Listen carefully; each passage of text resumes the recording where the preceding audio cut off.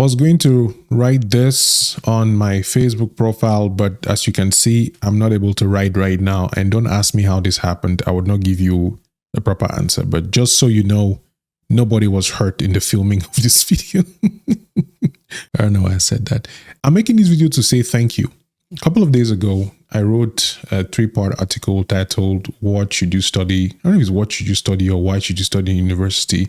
And the subtitle was, You're Asking the Wrong Question. And the feedback on those articles have been really good. I really like that my story resonated with others.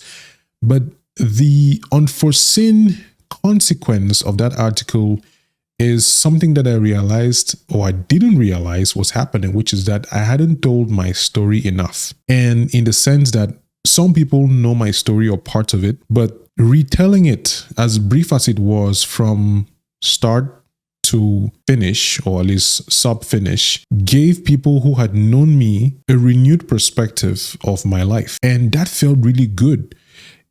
I felt almost vindicated by the way that I was, and having people who I had known a few years ago say things like, yeah, I can see why you are the way you are, or now I understand why you did that, or, oh, that makes so much sense. You couldn't have been in this class with us because you were supposed to be in this place. So reading sentences like that got me thinking about how so many times in our lives, because we don't take the time to understand ourselves, understand our story, write those stories or tell those stories or own the narrative, people misunderstand us, people judge us, and people don't give us the opportunities that were genuinely ours. I want to make a quick video to say thank you to all those who left comments, all those who shared. One thing too that also came out in the last part, which I mentioned, was an ebook. And so I'm working on that right now. It's going to be an ebook because I want as many people to be able to have it.